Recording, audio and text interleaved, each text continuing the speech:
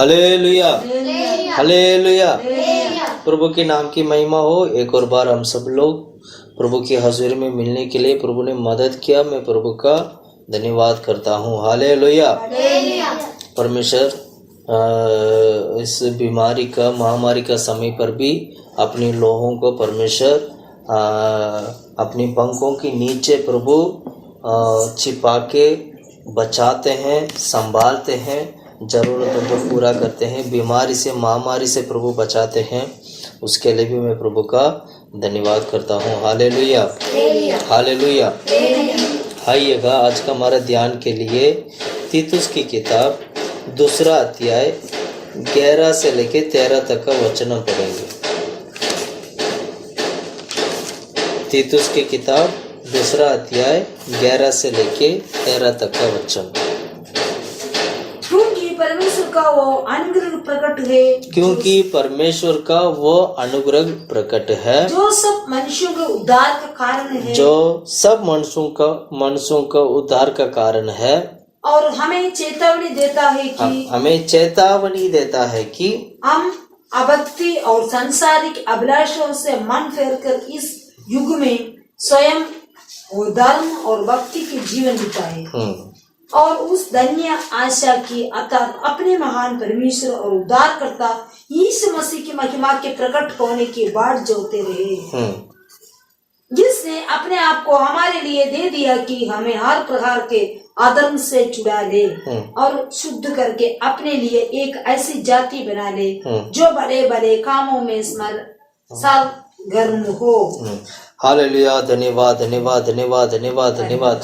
आमीन। परमेश्वर हम तारीफ करते, प्रार्थना करते प्रभु दिया गया वचन के लिए हम प्रार्थना करते। खुदा परमेश्वर वचन के द्वारा हम सभी से बात कर प्रभु। पिछले कई हफ्तों से खुदा प्रभु हालेलुया इस वचनों को हम ध्यान करते आ रहे। खुदा परमेश्वर अनुग्रह के बारे में हम ध्यान करते आ रहे। खुदा प्रभु आमीन। परमेश्वर आज का वचन को भी आशीष करके दे खुदा प्रभु। जितना भी भाई बहन लोग खुदा परमेश्वर वचन को सुनते हैं परमेश्वर, वह सभी लोग खुदा प्रभु की वचन को सुनकर खुदा वचन के अनुसार चलने के लिए भी मदद कर खुदा प्रभु। हालेलुया। जो हमें नहीं समझ में आता खुदा परमेश्वर आत्मा के द्वारा समझाने के लिए हम प्रार्थना करते खुदा प्रभु। पवित्र आत्मा गवाही दे खुदा प्रभु। आमीन। परमेश्वर तारीफ करते, प्रार्थना करते, यीशु के नाम से मांगते हैं खुदा प्रभु।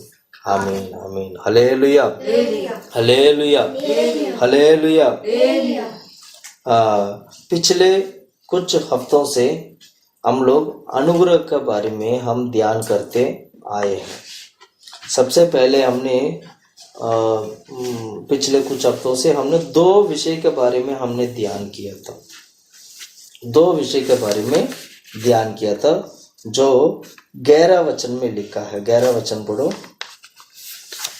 क्योंकि परमेश्वर का वो अनुग्रह प्रकट है, अनुग्रह प्रकट है जो सब मनुष्यों के उद्धार का कारण है। सबसे पहले अनुग्रह जो है हमारी उद्धार के लिए दिया गया है। दूसरा है अनुग्रह सभी मनुष्यों के लिए दिया गया है। 2 चीजें। एक अनुग्रह उद्धार के लिए, इसलिए वचन में लिखा है हम अनुग्रह के कारण हम उद्धार पाए हैं, मतलब अनुग्रह से हम उद्धार पाए हैं, है ना। तो अनुग्रह के कारण हम उद्धार पाए हैं। पहला पॉइंट तो ये अनुग्रह के कारण उद्धार पाए। दूसरा ये है सब मनुष्यों के लिए अनुग्रह प्रभु ने दिया है।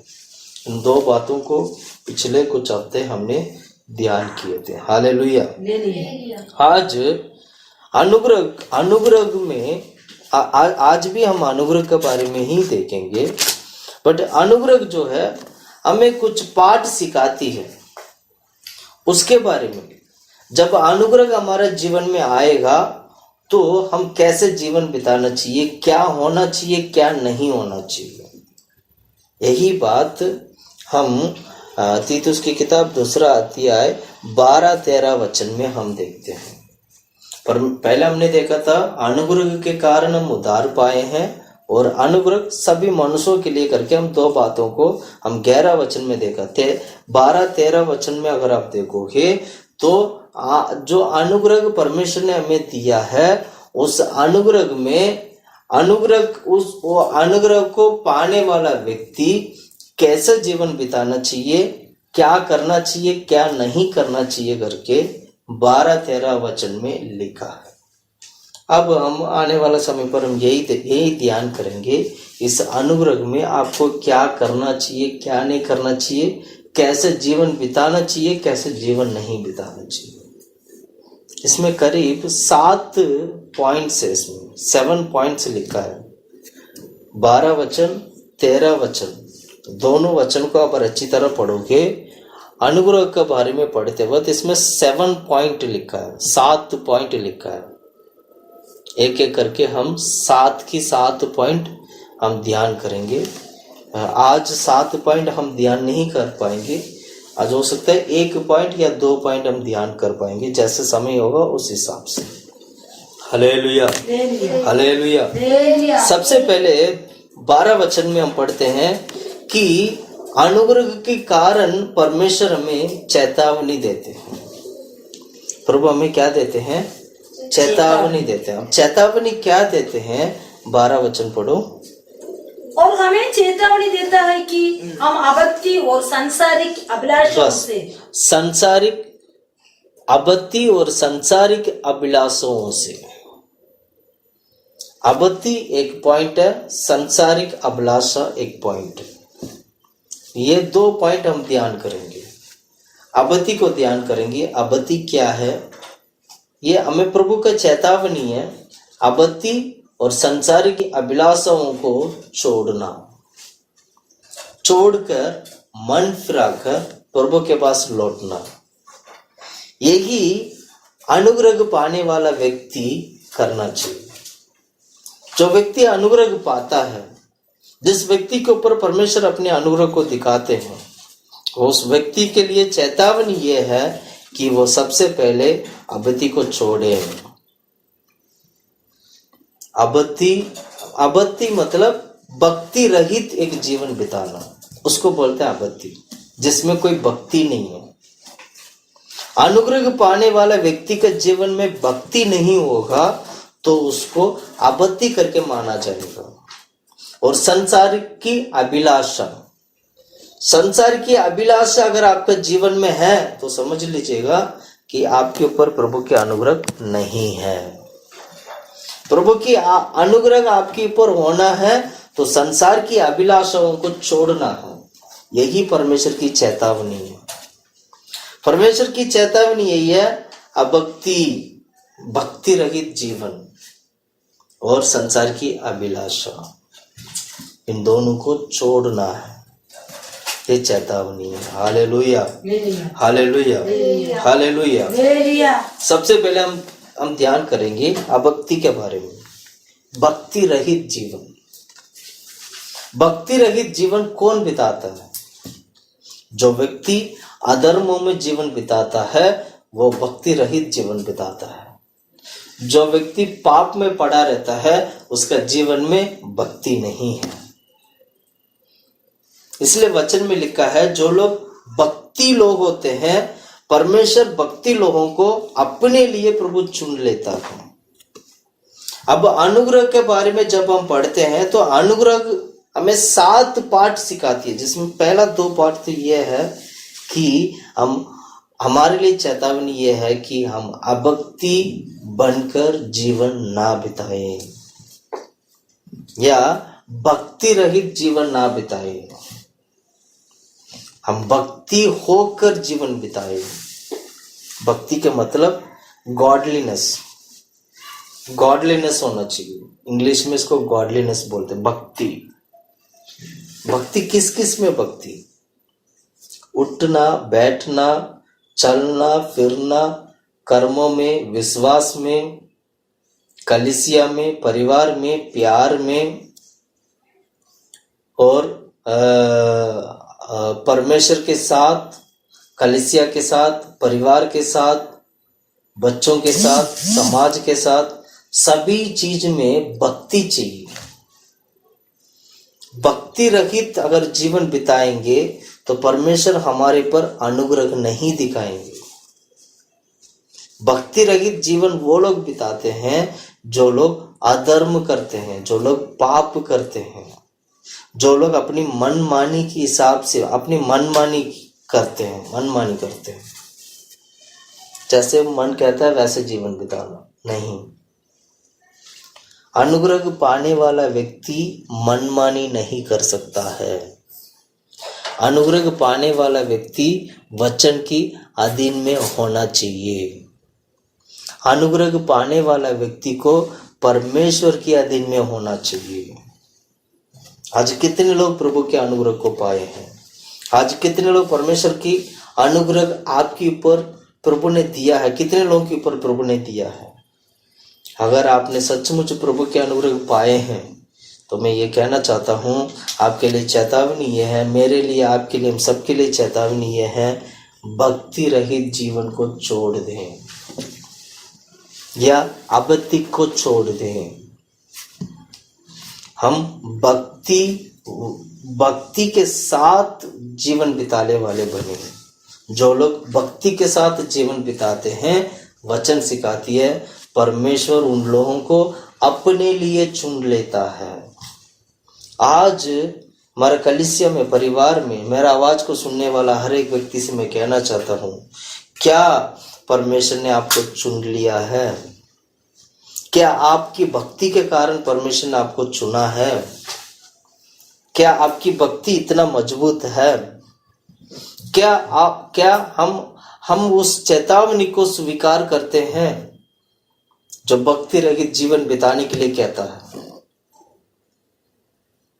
क्या उस चेतावनी को हम मानते हैं जो हमें सिखाती है संसार की अभिलाषाओं को छोड़कर, मन फिराकर प्रभु के पास लौटने के लिए? प्रिय भाइयों बहनों, मैं कहना चाहता हूं, हम परमेश्वर की अनुग्रह को पूरी तरह पाना है, प्रभु के अनुग्रह में बने रहना है। परमेश्वर का स्वर्गराज का उस परमेश्वर की इच्छा के अनुसार जो परमेश्वर अपने अनुग्रह को अपने लोगों के ऊपर प्रभु ने बरसाया है, अपने अनुग्रह को परमेश्वर ने प्रकट करके दिखाया है, क्या उस अनुग्रह को पाने के लिए परमेश्वर ने दिया गया चेतावनी को आप मानते हो? अगर आप ऐसे चेतावनी को मानने वाला व्यक्ति बनोगे तो एक भक्ति भरा जीवन आप बिताओगे या संसार की अभिलाषाओं को छोड़कर पवित्रता की ओर बढ़ने वाला बनोगे। ये हमारे लिए जरूरी है। हम कितने लोग ऐसे हैं जो आज भी भक्ति के साथ जीवन बिताते हैं? क्या वाकई में हम भक्ति के साथ जीवन बिताते हैं? एक मिनट अपने आप को फर्क के देखिएगा। क्या वचन अगर इस प्रकार हमें सिखाती है, चेतावनी देती है, तो हम कहाँ हैं आज? क्या हम सचमुच परमेश्वर को अनुग्रह को पाकर भक्ति के साथ जीवन बिताते हैं, या क्या हम सचमुच परमेश्वर के अनुग्रह को पाकर संसार की अभिलाषाओं को छोड़कर चेतावनी को पाकर प्रभु की अनुग्रह में चलते हैं? ये हमारे लिए चेतावनी है। ये प्रभु की अनुग्रह को पाने वालों के लिए परमेश्वर की चेतावनी है। ये हमारे लिए, ये हमें समझना होगा, सीखना होगा, सच्चाई के अनुसार चलना होगा। अगर हम सच्चाई को नहीं सीखोगे, सच्चाई में नहीं चलोगे, तो शैतान हमारे जीवन में कार्य करने लग जाएगा। शैतान की कामों के कारण हम स्वर्ग नहीं जा पाएंगे। प्रिय भाइयों बहनों, मैं कहना चाहता हूँ हम सभी लोगों से, हमारा जीवन किस प्रकार है, कैसे हम जीवन बिताते हैं, कैसे हम प्रभु में बढ़ते हैं, अपने आप परख कर देखना बहुत जरूरी है। Hallelujah, hallelujah. इसलिए अभक्ति को छोड़ना है, ये हमारे लिए चेतावनी है। अभक्ति को क्या करना है? छोड़ना। इसलिए वचन में क्या लिखा पता है? जब जब आपको मौका मिलता है, जब जब परमेश्वर के निकट जाने को मौका मिलता है, जब जब परमेश्वर को पुकारने की मौका मिलता है, जब जब परमेश्वर को देखने का मौका मिलता है, तब तब परमेश्वर के पीछे हो लेना। तब तब परमेश्वर के पीछे चलना, तब तब परमेश्वर से मिलना, तब तब परमेश्वर से बात करना।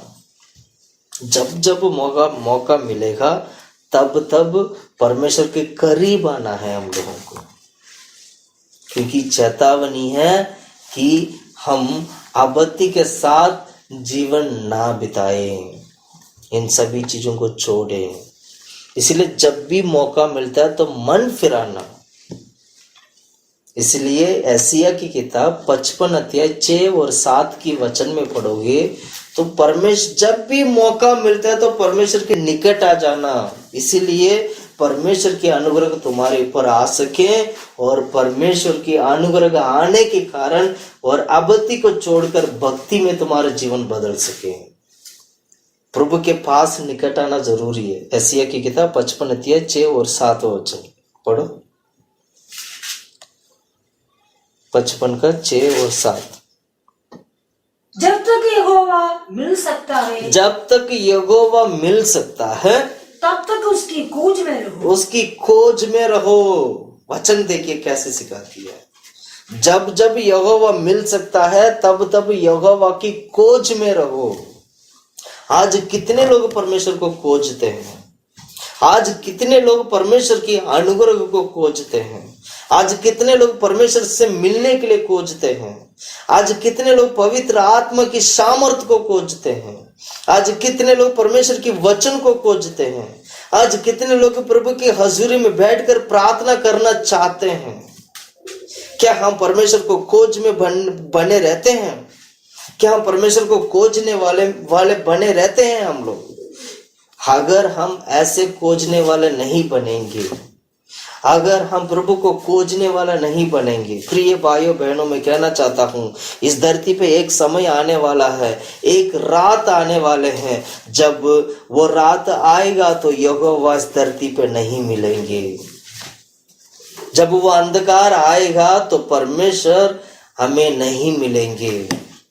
इसलिए वचन कहता है जब यहोवा मिलेगा तब तब उसकी खोज में रहो।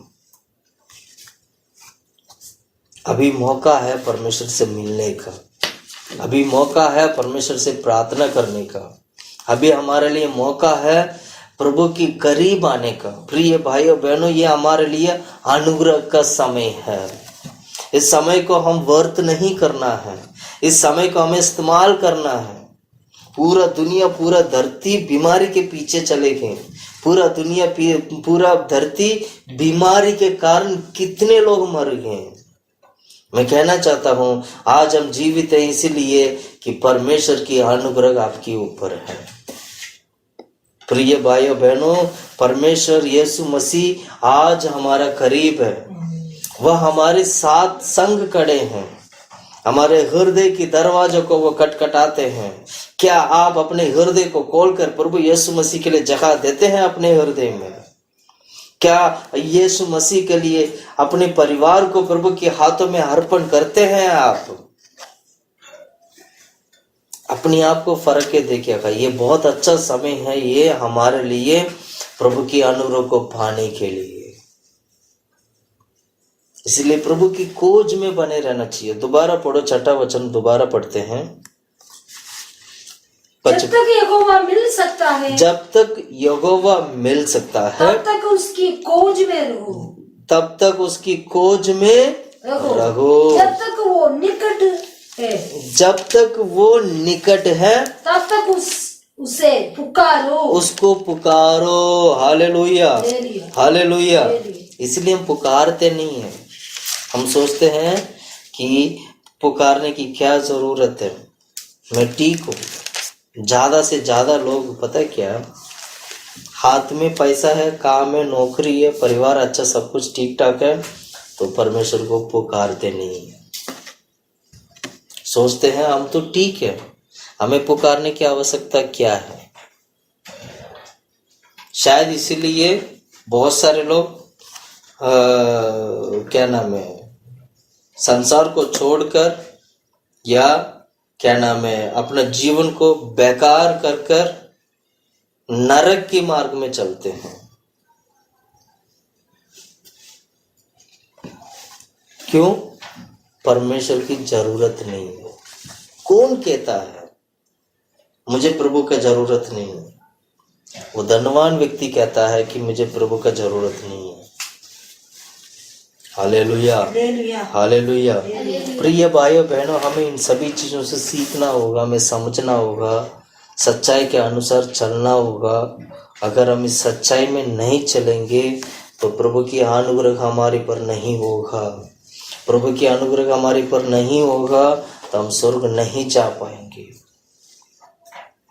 अभी समय है, अभी परमेश्वर हमारे निकट है, खोज में बने रहना है उनको पुकारने वाला बनना है। पुकारना मतलब प्रार्थना करना। प्रार्थना जीवन हमारा मजबूत होना है, हम प्रार्थना करने वाला बनना है। अगर आपके प्रार्थना के जीवन सही नहीं है, प्रार्थना करना कि प्रभु हमारा प्रार्थना के जीवन सही कर दे। पवित्र आत्मा, प्रार्थना की आत्मा प्रभु हमें दे, ऐसे करके प्रार्थना करें। हम धीरे धीरे प्रार्थना की जीवन हमारा मजबूत हो सके। प्रभु हमारे जीवन में कार्य करना चाहिए। परमेश्वर अपने अनुग्रह आत्मा की द्वारा हमारे बीच में प्रभु लेके आते हैं। आज जितने भी लोग पवित्र आत्मा पाए हैं, उनके अंदर पवित्र आत्मा की द्वारा प्रभु की अनुग्रह है। पूरा अन्य जाति के लोगों के ऊपर परमेश्वर ने अपने अनुग्रह को प्रकट करके दिखाया है। इसलिए पौलुस भी कहता है, पिछले हफ्ते हमने देखा था, पौलुस कहता है अन्य जाति लोगों को परमेश्वर के सुसमाचार को सुनाने के लिए मैं परमेश्वर के अनुग्रह को पाया हूं। हालेलुया। यानी मैं अनुग्रह से परमेश्वर की सेवकाई करता हूं। पौलुस ने ऐसे बोला था। इसलिए परमेश्वर की अनुग्रह हमारे जीवन में आने के लिए हम परमेश्वर की खोज में बने रहना चाहिए। यह हमारे लिए चेतावनी है कि अबत्ती को हम छोड़ दें। Hallelujah, hallelujah. इसलिए क्या करना चाहिए? मन फिराना चाहिए। मन फिराने वाला, मन फिराने के फल मत्ती के सुसमाचार में पढ़ोगे तो वहां पर लिखा है, 3 का 8 से लेकर 10 तक का वचन ना पढ़िएगा। मत्ती के सुसमाचार 3 अध्याय 8 से लेकर 10 तक का वचन। इसलिए मन फिराव के योग्य फल लाओ। हाँ, मन फिराव के योग्य फल लाओ। मन फिराओ तो ऐसे मन फिराओ जो फल बने। मन फिराव की योग्य फल बने। मन फिराना है, आपको मन फिराना है तो ऐसे मन फिराइए, उस मन फिराने का योग्य फल भी प्रकट हो। मन फिराव की योग्य फल। प्रिय भाइयों बहनों, मैं कहना चाहता हूँ परमेश्वर आपको बहुत बहुत प्यार करते हैं। प्रभु यीशु मसीह आपको बहुत प्यार करते हैं। मेरा आवाज सुनने वाला हर एक व्यक्ति से मैं यही बात कहूंगा कि प्रभु यीशु मसीह आज अभी इस वक्त परमेश्वर आपको बहुत ज्यादा प्यार करते हैं। आपका माँ बाप से भी बढ़कर वो यीशु आपको प्यार करते हैं। आपका पति पत्नी से भी बढ़कर वो आपको बहुत प्यार करते हैं। बच्चों से भी बढ़कर वो बहुत प्यार करते हैं। जो आपको प्रिय जो लोग होते हैं संसार में, संसार के लोगों से बढ़कर परमेश्वर आपको प्यार करते हैं। प्रिय भाइयों बहनों, मैं कहना चाहता हूँ यीशु ने आपको लहू बहाकर, आपके लिए लहू बहाकर, आपके लिए लहू बहाकर अपना जीवन देकर आपको छुड़ाया है, बचाया है। मुझे बचाया है, मुझे छुड़ाया है। इसलिए हमें क्या करना चाहिए? मन फिराना चाहिए। मन फिराव की योग्य फल लाना चाहिए। पढ़ो 3 का 8 से लेकर 10 तक का वचन। इसलिए मन फिराव का योग्य फल लाओ और अपने अपने मन में ये ना सोचो कि, अपने अपने मन में ये ना सोचो कि हमारे पिता अब्राहम है, हमारे पिता अब्राहम है। क्योंकि मैं तुमसे कहता हूँ कि परमेश्वर इन पत्थरों से अब्राहम के लिए संतान उत्पन्न कर सकता है। हाँ, अब्राहम की पत्नी सारा, सारा की उम्र चले गई, लेकिन परमेश्वर ने क्या किया? उस उम्र में भी परमेश्वर ने उनको बच्चा दिया। परमेश्वर चाहे तो पत्थर को भी अब्राहम की पुत्र बना सकते थे। मैं कहना चाहता हूँ ये बात, मैं इसलिए मैं कह रहा हूँ, अब्राहम को विश्वास था, अब्राहम को विश्वास था, उसका वो विश्वास इतना पवित्र था और इतना बड़ा और सबसे महान विश्वास था अब्राहम को, और वो विश्वास में पवित्र था वो, तो परमेश्वर ने उनके जीवन में अद्भुत रीति से कार्य किया है। और चाहे तो अब्राहम को पत्थर से भी उनको संतान बना सकते थे। Hallelujah, hallelujah. इसीलिए लिखा है क्योंकि मन फिराव की योग्य फल आपका जीवन से उत्पन्न होना चाहिए। मन फिराव की योग्य फल। अब्राहम को देखिए, उसने मन फिराया, उसने मान लिया कि परमेश्वर मेरा जीवन में अद्भुत काम कर सकते हैं, परमेश्वर मेरा जीवन में अद्भुत काम कर सकते हैं। विश्वास किया, मन फिराव की योग्य फल अब्राहम के जीवन में प्रकट हुआ। क्या आपके जीवन में मन फिराव की योग्य फल प्रकट होते हैं? मन फिराव की योग्य फल क्या हमारे जीवन में प्रकट होती है? उस वचन को हम दोबारा पढ़ेंगे, 8 से लेकर 10 तक का वचन हम दोबारा पढ़ते हैं। इसलिए मन फिराव के योग्य फल लाओ और अपने अपने मन में ये ना सोचो कि हमारे पिता अब्राहम है, क्योंकि मैं तुमसे कहता हूँ कि परमेश्वर इन पत्थरों से अब्राहम के लिए संतान उत्पन्न कर सकता है। अब कुल्हाड़ा पेड़ों की जड़ पर रखा हुआ है, इसलिए जो जो पेड़ अच्छा फल नहीं लाता, जो पेड़ अच्छा फल नहीं लाता वो काटा और आग में चौंका जाता है। हालेलुया। आग में चौंका जाएगा और काटा जाएगा, आग में चौंका जाएगा जो अच्छा फल नहीं लाता। मन फिराने का मतलब ये हुआ है कि हमें मन फिराना है। मन फिराने के बाद जैसे आप मन फिरा के जैसे आप वापस प्रभु के पास लौटे हैं, वैसे आपको जीवन से अच्छा फल लाने वाला जीवन भी आपको बिताना है। इसको बोलते हैं मन फिराव योग्य फल लाना। मन फिराव योग्य फल लाने का मतलब यही है कि मन फिराने के बाद आपका जीवन से अच्छा फल निकलना चाहिए। जिसका जीवन में अच्छा फल नहीं निकलेगा, क्या होगा उसके साथ? 10वां वचन, अब कुल्हाड़ा पेड़ों की जड़ पर रखा। कुल्हाड़ा पेड़ों की जड़ पर रखा। जड़ कहाँ है? जड़ को काट दो तो खत्म। वहां पर क्या रखा? कुल्हाड़ा मतलब वो क्या नाम है, उस पेड़ को काटने वाला चाकू, जैसे चाकू है बोल सकते हैं, कुल्हाड़ा। उससे उस पेड़ को काटा जाता है, उसको जड़ पर उसको हथियार है, उसको जड़ पर रखा है। वो क्या करेंगे? जो पेड़ अच्छा फल नहीं लाता, जो पेड़ अच्छा फल नहीं लाता वो काटा और आग में चौंका जाएगा। जो काटा जाएगा और आग में चौंका जाएगा। हालेलुया। इसको बोलते हैं मन फिराना। झूठ मूठ की मन नहीं फिराना है, दिखावा के लिए मन नहीं फिराना है। बहुत सारे मसीह लोगों का जीवन मन फिराव जो है झूठ मूठ की मन फिराव, ऐसा की तरह, झूठ मूठ हिसाब की तरह, झूठ मूठ की मन फिराव। ऐसे नहीं, हमारा मन फिराव पूरी तरीके से पवित्र हो, पूरी तरीके से पूरा मन फिराने वाला व्यक्ति बने, जिससे कि हमारे जीवन में जो फल आएगा वो मन फिराव की योग्य फल करके माना जाए। Hallelujah, hallelujah, hallelujah. इसलिए वचन में क्या हम क्या सीखते हैं? वचन में रोमियो की किताब में पढ़ते वक्त आप क्या पढ़ते हो? जब हम बपतिस्मा लेते हैं नया बन जाते हैं। क्यों नया बनते हैं हम लोग? क्योंकि मन फिराव की योग्य पल हमारे जीवन में आए हैं।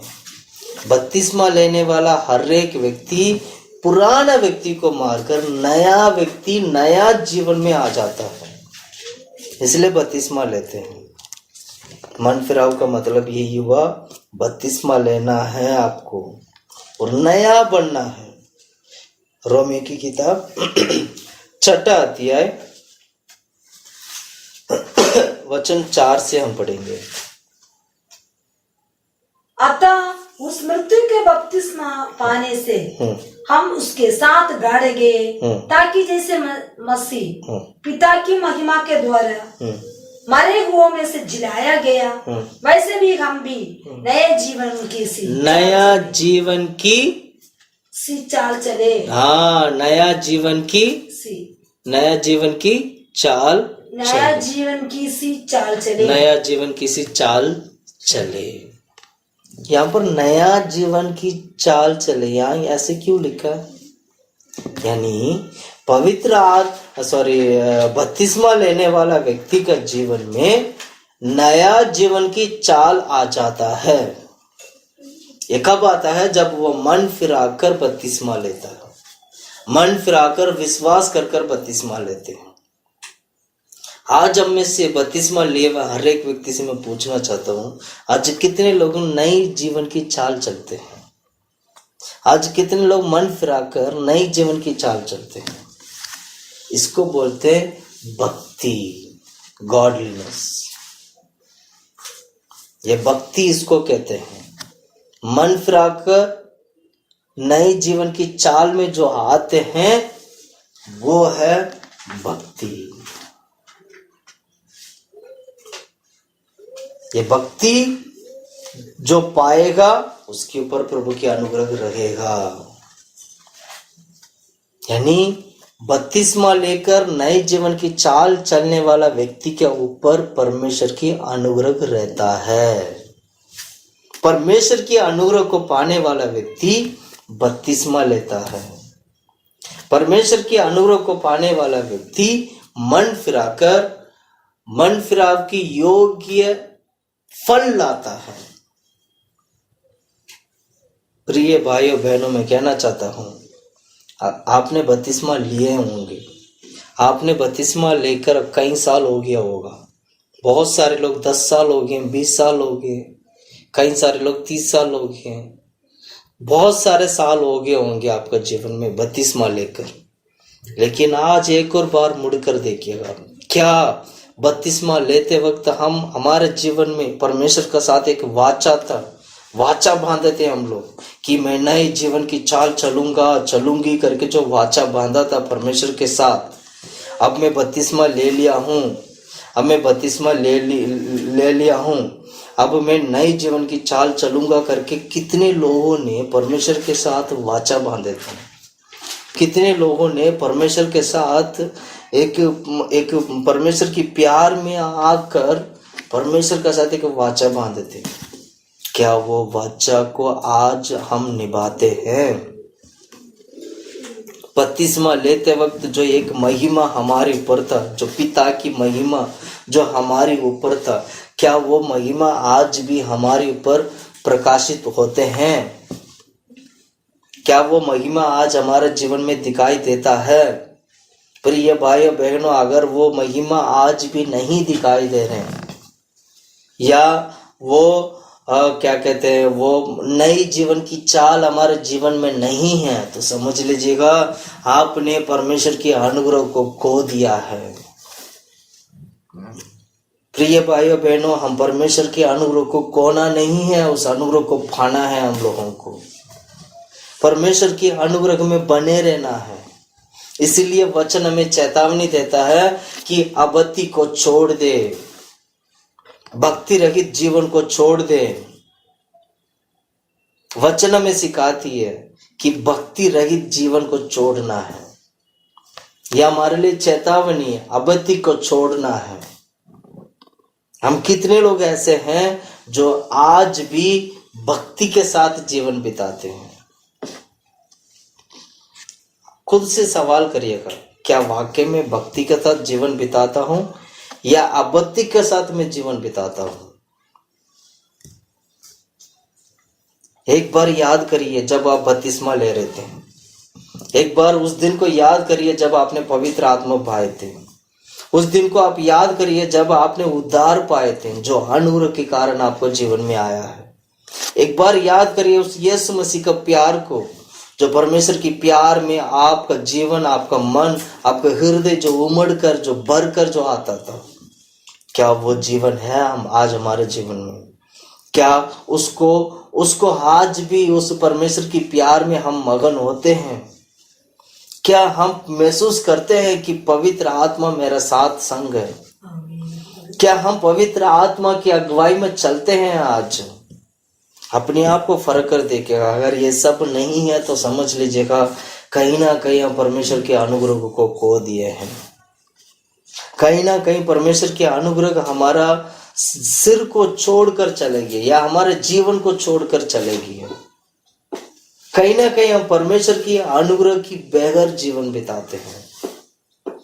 बहुत सारे लोगों को पता नहीं है कि प्रभु की अनुग्रह की बगैर जीवन बिता रहे हैं।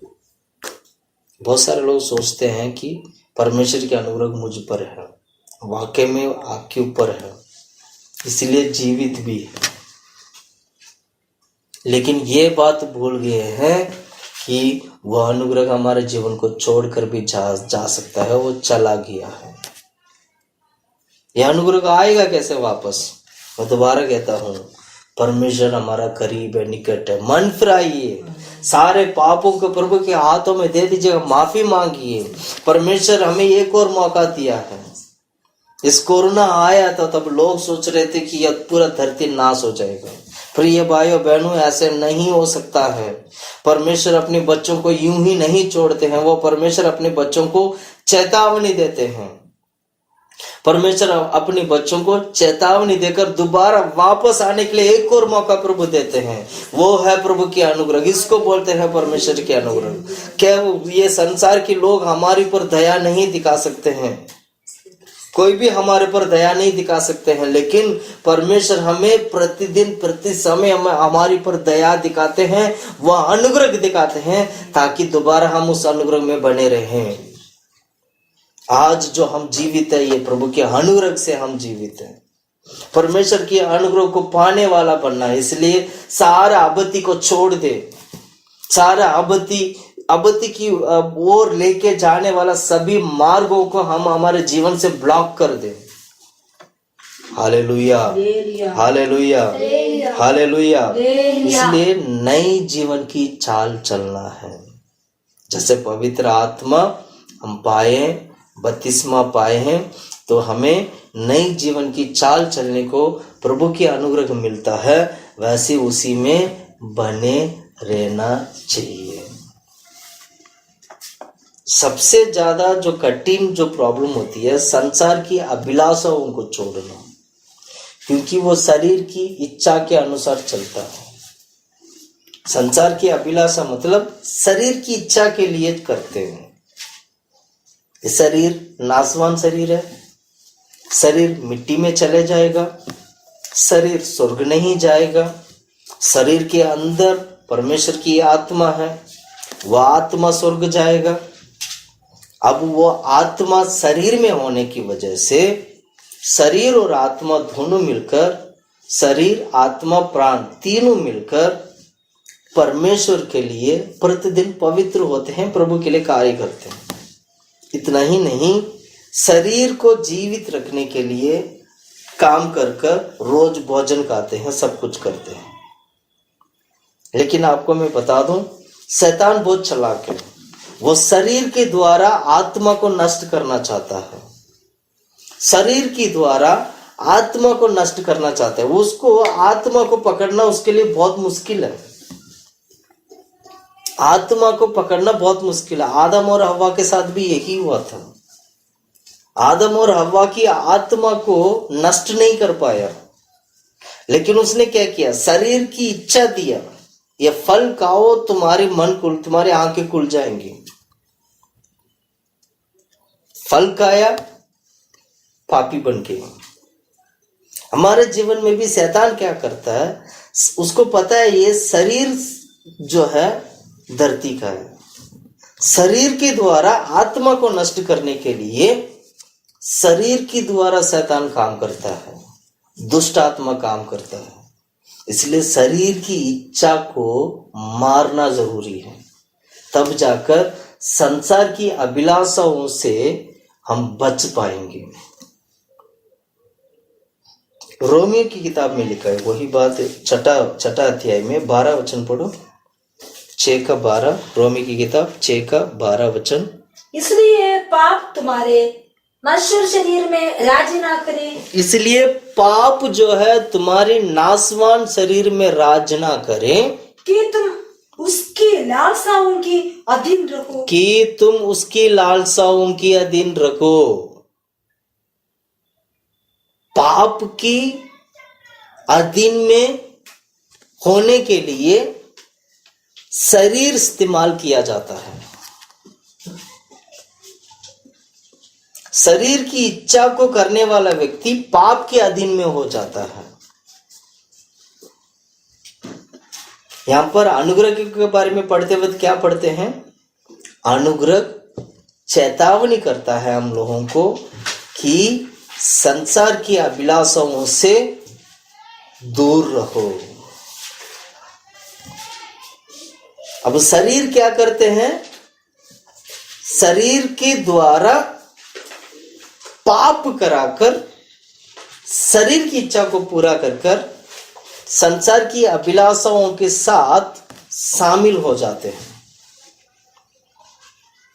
यही चीज परमेश्वर की अनुग्रह नहीं चाहते हैं हमारे जीवन में। हमें परमेश्वर की अनुग्रह के अनुसार जीवन बिताना है। परमेश्वर दयालु है, अनुग्रहकारी है, पर वो दयालु और अनुग्रहकारी परमेश्वर हमारे जीवन में अभक्ति नहीं चाहते हैं और संसार की अभिलाषा नहीं चाहते हैं। इन दोनों को छोड़कर एक जीवन बिताना है। संसार की शरीर की इच्छाओं को मारने वाला बनना है। हालेलुया। शरीर की इच्छा को नहीं मारोगी। शरीर की इच्छा क्या है? बहुत सारे लोगों को खाने की इच्छा होता है, बहुत खाते हैं, वो शरीर की इच्छा है। देखने की इच्छा, सुनने की इच्छा, बोलने की इच्छा, फैशन करने की इच्छा, बहुत कुछ जो इच्छा होती है, ये इच्छा अनुग्रह नहीं चाहते हैं। इसलिए ये क्या नाम है, संसार की अभिलाषाओं से दूर रहने के लिए हमारे लिए चेतावनी है। Hallelujah, hallelujah. शरीर की इच्छा हमारे जीवन से हटना चाहिए। मैं सीधा बात बोलूं तो शरीर की इच्छा हमारे जीवन से क्या होना चाहिए? हटना चाहिए। Hallelujah, hallelujah, hallelujah. इसलिए हम क्या करना चाहिए? हम ज्योति की संतान हैं, अंधकार की संतान नहीं है, अधर्म की संतान नहीं है। हम ज्योति की संतान है। हम किसकी संतान है? अपने आप बोलेगा, आसपास लोगों से बोलेगा हम ज्योति की संतान है। ज्योति के संतान है। आसपास के लोगों से बोलेगा हम ज्योति की संतान है। ज्योति के संतान। Hallelujah, hallelujah, hallelujah. रोमी की किताब 13 अध्याय, आइएगा, रोमी की किताब 13 अध्याय 12 और 13 वचन पढ़ते हैं। तो 13। रात बहुत बीत गई है, रात बहुत बीत गई है और दिन निकलने पर है, दिन निकलने पर है। इसलिए हम अंधकार के कामों को त्याग कर, अंधकार की कामों को त्याग कर ज्योति की हथियार बांध ले, ज्योति की हथियार को बांध ले। प्रिय भाइयों बहनों, कितने लोग आज ज्योति की हथियार को बांधे हुए हैं? कितने लोग आज ज्योति के हथियार को पहने हैं? कितने लोग हैं आज अंधकार की कामों को छोड़ दिया? कितने लोग छोड़ दिए? फर्क के देखिएगा अपने आप को। रात बीत गया है और दिन निकलते पर है। हाँ, करीब है। यानी प्रभु की अनुग्रह इस वक्त करीब है हमारा। यह समय है अंधकार की कामों को छोड़कर ज्योति में चलने का। यही अनुग्रह हमारे जीवन में चाहते हैं। Hallelujah, hallelujah. वचन के अनुसार चलना बहुत जरूरी है। वचन अगर हमारे जीवन में नहीं रहेगा तो हम जीवन नहीं बिता पाएंगे, क्योंकि वचन वो चीज है हमें क्या नाम है, प्रतिदिन प्रति टाइम, प्रतिदिन प्रति समय परमेश्वर के राज्य के लिए हमें तैयार करते हैं। इसलिए परमेश्वर के राज्य में प्रवेश होने के लिए वचन बहुत जरूरी है। परमेश्वर के राज्य में कौन चाहता है, कौन जाता है, कौन नहीं चाहता है? पहला कुरिन्थियों की किताब 6 अध्याय 9 से लेके 11 तक का वचन पढ़ते हैं। पहला कुरिन्थियों की किताब अध्याय 6 का 9 से लेके 11 तक का वचन। क्या तुम नहीं जानते कि अन्यायी लोग परमेश्वर के राज्य में वारिस ना होंगे? हाँ, अन्यायी लोग परमेश्वर के वारिस ना होंगे। क्या तुम इसको नहीं जानते हो? और आगे पढ़ो। धोखा ना खाओ, ना वेश्यगामी, ना मूर्ति पूजक, ना धोखा ना खाओ और ना वेश्यगामी, ना वेश्यगामी, ना मूर्ति पूजक, ना मूर्ति पूजक, ना परस्त्रीगामी, ना परिस्त्रीगामी, ना लुच्चे, ना पुरुषगामी, ना पुरुषगामी, ना चोर, ना चोर, ना लोभी, ना लोभी, ना पियकड़, ना पियकड़, ना गाली देने वाले, ना गाली देने वाले, ना अंधेर, ना अंधेर करने वाले परमेश्वर के राज्य के वारिस होंगे। ये कोई भी परमेश्वर के वारिस ना होंगे। ये लोग प्रभु के राज्य में नहीं जाएंगे, क्योंकि इनका जीवन में अनुग्रह नहीं है। अनुग्रह ना होने की वजह से अभक्ति है इनका जीवन में, और इनका जीवन में शरीर की इच्छा करते हैं, इसीलिए संसार की अभिलाषा उनका जीवन में भरा हुआ है। इसीलिए वे व्यभिचार करते हैं, हर प्रकार की काम करते हैं, गाली देते हैं और हर प्रकार के गंदे काम, क्योंकि अनुग्रह नहीं है। Hallelujah, hallelujah. इसलिए इससे क्या करना चाहिए? बच के रहना चाहिए। हालेलुया। ऐसे गलत काम करने वाले लोगों से हमें क्या करना है? प्रभु हमें बचाना चाहिए। इसलिए आपको प्रार्थना करना है, प्रभु मुझ पर अनुग्रह दिखा। परमेश्वर मुझ पर क्या करो? अनुग्रह दे। क्या तुम नहीं जानते हो? क्या पढ़ा था सबसे पहला? क्या तुम नहीं जानते हो कि अन्यायी लोग परमेश्वर के राज्य में अन्यायी लोग परमेश्वर के वारिस ना होंगे। अन्यायी लोग परमेश्वर का वारिस नहीं होंगे। क्या तुम नहीं जानते हो? प्रिय भाइयों बहनों, मैं कहना चाहता हूँ, परमेश्वर की अनुग्रह हमारे जीवन में चाहते हैं।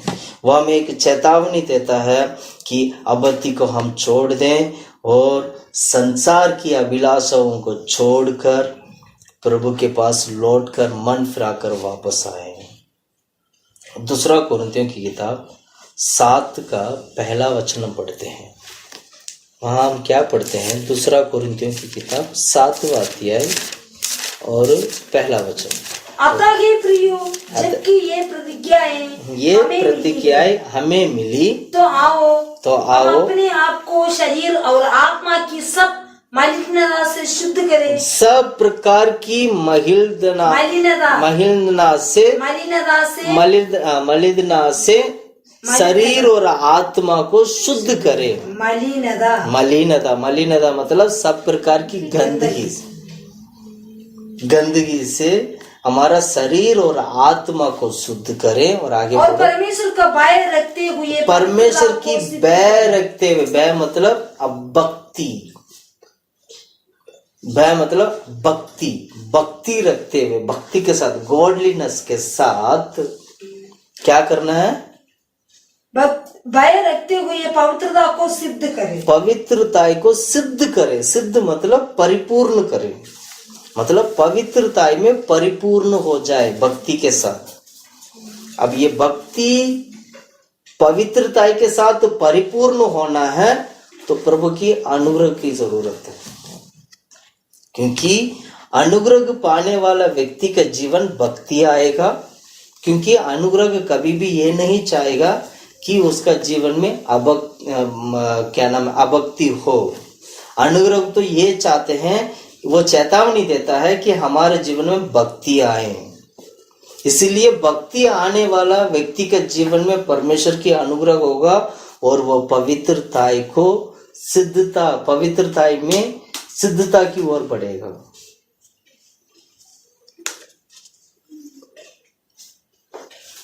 पवित्रता में सिद्ध होना जरूरी है। Hallelujah, hallelujah, hallelujah, hallelujah. वचन को सीखना है, वचन को समझना है, वचन के अनुसार चलना है। वचन हमें न्याय, यही वचन हम लोगों को न्याय करेगा अंतिम दिनों में। इसलिए वचन के अनुसार चलना जरूरी है। एक मसीह, सच्चा मसीह वो होते हैं जब वचन इस प्रकार हमें सिखाती है तो वो क्या करते हैं, सच्चा मसीह क्या करते हैं, जब वो यीशु को ग्रहण करता है, जब वो क्रूस उठाने वाला बन जाता है, मन फिराकर बपतिस्मा लेकर क्रूस उठाने वाला बन जाता है। क्रूस उठाने वाला हर एक व्यक्ति संसार की अभिलाषा, शरीर की इच्छा को मार देते हैं क्रूस पर। यानी बपतिस्मा लेने वाला व्यक्ति शरीर और संसार की इच्छा को मार देता है, या मैं ऐसे भी बोल सकते हैं अपनी खुद की इच्छा को क्रूस पर मार देता है। पढ़िएगा गलातियों की किताब 5वां अध्याय 24वां वचन, 5:24। गलातियों की किताब 5 का। और जो मसीह यीशु के हैं उन्होंने शरीर की उसकी लालसाओं और अभिलाषाओं समेत क्रूस पर चढ़ा दिया है। क्रूस पर चढ़ा दिया है। कौन चढ़ाया? जो मसीह यीशु के हैं। हाँ, जो मसीह यीशु के हैं वे शरीर की सभी लालसा, सभी शरीर की सारी इच्छा क्रूस पर मार दिया है, चढ़ा दिया है। इसका मतलब क्या हुआ? बपतिस्मा लेने का मतलब यही है, क्रूस पर अपनी इच्छा को मारना। पानी में डूबकर बपतिस्मा लेने वाला हर एक व्यक्ति ध्यान रखे, आपने अपनी इच्छा को क्रूस पर मार दिया है। दोबारा गलती करते हैं, दोबारा पाप करते हैं तो प्रभु यीशु मसीह को दोबारा क्रूस पर चढ़ना पड़ता है। परमेश्वर दोबारा, हम क्या करते हैं, हमारी गलती दोबारा पाप करके, दोबारा गलती करके यीशु मसीह को दोबारा क्रूस पर चढ़ाते हैं। इसलिए हमें क्या करना चाहिए? सावधान रहना है। परमेश्वर के अनुग्रह को पाने वाला व्यक्ति सावधान रहना है कि कहीं हमारे जीवन में भक्ति कहीं खो ना जाए, संसार की अभिलाषा हमारे जीवन में कहीं आ ना जाए। सावधान रहे, चेतावनी से लिए हम लोगों को कहीं अभक्ति ना आ जाए।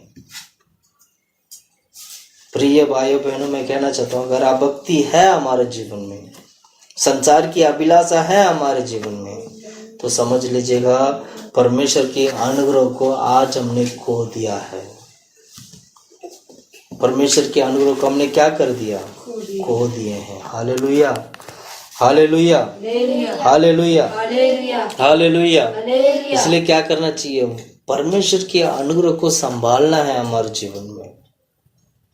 प्रभु कितना महान और अद्भुत और अनोखा काम किया है परमेश्वर हमारे जीवन में, जो हम लोग अनुग्रह के कारण उद्धार पाने के लिए हमें मदद करता है। कितने लोग हैं प्रभु के अनुग्रह के कारण उद्धार करने के लिए मदद करता है। परमेश्वर के अनुग्रह है ये। महामारी, बीमारी, ये वो, इस समय पर भी परमेश्वर आपको बचा के रखा। ये प्रभु की अनुग्रह है। बोलना चाहिए, प्रभु मैं जो हूँ आज मैं तेरे अनुग्रह से हूँ। कितने लोग बोल सकते हैं मैं हूँ आज प्रभु के अनुग्रह से हूँ? या आपने अनुग्रह को खो दिया है आज, तो इसका मतलब आपका जीवन में भक्ति नहीं है। इसका मतलब आपका जीवन में संसार की अभिलाषा से आपका जीवन भरा हुआ है। चेतावनी मिलने के बावजूद भी आप परमेश्वर के अनुग्रह को आपने खो दिया है। प्रिय भाइयों बहनों, मैं कहना चाहता हूँ परमेश्वर एक और बार हमें मौका दिया है। परमेश्वर एक और बार प्रभु हमारे ऊपर वो दया दिखाकर अनुग्रह से परमेश्वर दोबारा हमें उद्धार देना चाहते हैं। मेरा आवाज को सुनने वाला को मैं कहना चाहता हूँ, प्रिय भाइयों बहनों, आप लौटिए परमेश्वर के पास, आप लौटिए प्रभु यीशु के पास। परमेश्वर आपको दोबारा उसी महिमा के साथ प्रभु के राज में आपको देखना चाहते हैं। उसी महिमा के साथ परमेश्वर के साथ संग आपको देखना चाहते हैं। एक भक्ति रहित जीवन को छोड़कर एक गॉडलीनेस, भक्ति वाला जीवन बिताने वाले बने, ताकि परमेश्वर भक्ति लोगों को चुन लेता है, वो चुन सके हम लोगों को। Hallelujah, hallelujah, hallelujah. वचन हमें चंगाई देता है, वचन हमें सिखाती है, वचन हमें सही मार्ग में लेके जाता है, वचन हमें प्रभु की ओर में बढ़ने के लिए मदद करता है। इसलिए हमें क्या करना चाहिए? पवित्रता में सिद्ध बनना है, भक्ति के साथ रहकर पवित्रता में सिद्ध बनना है। हमारा शरीर और आत्मा की हर प्रकार की गंदगी को हमारे जीवन से निकालना चाहिए, क्योंकि अनुग्रह हमारे जीवन में कार्य कर सके। जहां पर अनुग्रह होगा वहां पर, उस जगह पर आत्मा प्राण शरीर में किसी भी प्रकार की कलंक नहीं होगा, गंदगी नहीं होगा। क्योंकि आत्मा प्राण शरीर में यदि गंदगी और कलंक होगा तो वहां पर भक्ति नहीं होगा। अगर भक्ति नहीं होगा तो आप पवित्रता में सिद्ध नहीं बनोगे। वचन हमें सिखाती है कि पवित्रता में सिद्ध हो जाएं, भक्ति के साथ, भक्ति में रहकर पवित्रता में सिद्ध हो जाएं। भक्ति में व्यक्ति तभी आएगा जब वो परमेश्वर की अनुग्रह उसके ऊपर आएगा। भक्ति लोगों को परमेश्वर अपने लिए चुन लेते हैं। प्रिय भाइयों बहनों, मैं कहना चाहता हूँ अनुग्रह हमारे पर आया गया है। परमेश्वर प्रभु यीशु मसीह अनुग्रहकारी परमेश्वर हमारे जीवन में आए हैं। पवित्र आत्मा में भरने वाला हर एक व्यक्ति का जीवन में परमेश्वर के अनुग्रह आया है। यीशु मसीह के ऊपर विश्वास करने वाला हर एक व्यक्ति का जीवन में प्रभु का अनुग्रह है। अन्य जाति लोगों को मैं सुसमाचार सुनाने के लिए परमेश्वर के अनुग्रह मुझ पर है करके वो प्रेरित लोग कहते हैं। पौलुस ने कहा था, प्रेरित लोग कहते हैं कि प्रभु के अनुग्रह मुझ पर है, मैं जो अन्य जाति लोगों को सुसमाचार सुनाता हूँ। आज हम जो सुसमाचार सुनाते हैं, आज जो हम सेवा करते हैं, ये अन्य जाति लोगों को जो हम सुनाते हैं, जो करते हैं, ये प्रभु की अनुग्रह है। परमेश्वर की अनुग्रह हर प्रकार की मनुष्य के लिए है। परमेश्वर की अनुग्रह उद्धार के लिए हमें दिया गया है। कितने लोग विश्वास करते हैं कि मैं उस मेरा जीवन में खोया गया अनुग्रह को मैं दोबारा पाऊंगा, मैं दोबारा उस अनुग्रह में बनूंगा, मैं दोबारा भक्ति वाला जीवन बिताऊंगा, मेरा चेतावनी को मैं स्वीकार करता हूं करके कितने लोग आप मानते हैं अपने आप को? अभी इसी वक्त सौंपिएगा परमेश्वर आपका जीवन में कार्य करने के लिए। अभी इसी वक्त सौंपिएगा परमेश्वर आपका जीवन में अनुग्रह के साथ वो आत्मा आपका जीवन में कार्य करने के लिए। अभी इसी वक्त सौंपिएगा यीशु मसीह आपको जीवन को बदलने के लिए, मन फिराकर वापस लौटने के लिए यीशु मसीह का आत्मा अपनी अभी इसी वक्त सौंपिएगा। परमेश्वर महान और सर्वशक्तिमान परमेश्वर हमारे जीवन को बदलने वाला प्रभु है। हम चाहे वो आज किसी भी प्रकार की बीमारी में क्यों ना हो, चाहे हम किसी भी प्रकार की पाप में क्यों ना हो, चाहे हम किसी भी प्रकार के बंधन में क्यों ना हो, प्रभु आपको प्यार करते हैं। वो प्यार आपको, परमेश्वर की अनुग्रह आपको आपके बंधन को तोड़ देगा। आपकी सारे बीमारी से प्रभु आपको चंगाई और छुटकारा देंगे। आइए हम सब लोग घुटने में बैठकर हम प्रार्थना करते हैं। आइए हम भक्ति के साथ हम प्रार्थना करते हैं। सारा आपत्ति को हमारे जीवन से हटाकर हम प्रार्थना करते हैं। प्रभु को देखकर हम प्रार्थना करते हैं। प्रभु के करीब आकर हम प्रार्थना करते हैं, क्योंकि यहोवा निकट है हमारे साथ। वो यहोवा निकट है, वो हमारे करीब है वो परमेश्वर। अभी मन फिराने का समय है हमारे लिए। आइए एक साथ होकर हम प्रार्थना करते हैं। प्रभु हमारे जीवन में कार्य करने के लिए प्रार्थना करते हैं। हालेलुया, धन्यवाद परमेश्वर। हालेलुया। देने वाले तेरी हजूरी में आता हूँ, प्रार्थना का उत्तर देने वाले तेरी हजूरी में आता हूँ। अनुग्रह का भंडार अब खोल, आशीष हमको तू भर। स्वर्गीय अनुग्रह का भंडार अब खोल, आशीष हमें